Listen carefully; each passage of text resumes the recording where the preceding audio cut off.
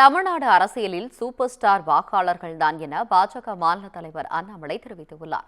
கோவை விமான நிலையத்தில் செய்தியாளர்களுக்கு அவர் அளித்த பேட்டியை தற்போது பார்க்கலாம்.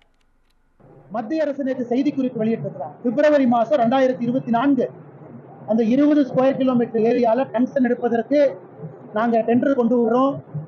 இந்துஸ்தான் ஜிங்குக்கு போது 10 மாத காலம் தமிழக அரசு பேசவே இல்லை. இன்னைக்கு நவம்பர்ல பிரச்சனை பண்றாங்க. தமிழக அரசு மத்திய அரசுக்கு ஜனவரி பிப்ரவரி 2024 இவங்கெல்லாம் நோட்டு போட்டு கொடுக்குறாங்க. 20 கிலோமீட்டர்ல 1.25 கிலோமீட்டர் தான் பயோடைவர்சிட்டி ஹாட்ஸ்பாட். மிச்சதெல்லாம் பிரச்சனை இல்லை. தமிழக அரசு மத்திய அரசுக்கு அறிவுறுத்தும் பொழுது எங்கேயும் கூட ஆட்சேபம் தெரிவிக்கிறார். மத்திய அரசு டெண்டர் போடும்போது ஆட்சேபம் தெரிவிக்கிறார். இந்துஸ்தான் ஜிங்க் செலக்ட் ஆனதுக்கு அப்புறம் ஆட்சேபம் தெரிவிக்கிறார். இன்னைக்கு 9 மாதம் கழித்து ஆட்சேபம் தெரிவிக்கிறாங்கன்னா என்ன? அதனால் இதுவும் கூட விவசாயிகளுடைய கோரிக்கைக்கு நாங்கள் செவி சாய்க்கிறோம். எப்படி மீத்தேன் இருக்கும் பொழுது நாங்கள் செவி சாய்த்தோமோ நிச்சயமாக பாரதிய ஜனதா கட்சி செவி சாய்க்கிறோம். ஆனால் முதலமைச்சர் நாடகம் ஆடுவது சரியான்கிற கேள்வி நான் கேட்கிறேன். 3 பேர் ஒரே குடும்பத்துல, தாய் மகன் மகள். காங்கிரஸ் அவர்களுக்கு ஏன் வயநாட்டில் நிக்கிறதுக்கு வேற ஆளே கிடைக்கலையா?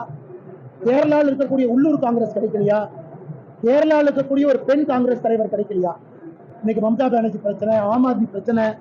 அதனால வயநாடு தேர்தலுடைய வெற்றி என்பது 2024 காங்கிரஸ் தலைமையிலான கூட்டணி என்பது அது உடைவதற்கு ஆரம்பம் வயநாடு கூட்டணியினுடைய காங்கிரஸ் வெற்றி. ஆளுநர் அவர்களை பொறுத்தவரை தமிழ்தாய் வாழ்த்துக்கு எல்லா இடத்திலும் மரியாதை கொடுக்கிறாங்க.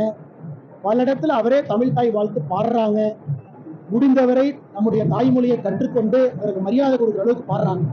அவர் எங்கேயும் கூட செருமைப்படுத்தல. தமிழக அரசியலுடைய சூப்பர் ஸ்டார் யாருன்னா வாக்காளர். மிச்சவங்க எல்லாம் ஆக்டர்ஸ் தான். அதனால வாக்காளர்கள் தான் சூப்பர் ஸ்டார். சீமானன்னே ஒரு மிக முக்கியமான ஒரு தலைவர். 2025 எல்லாத்தையும் தீர்மானிக்கும்.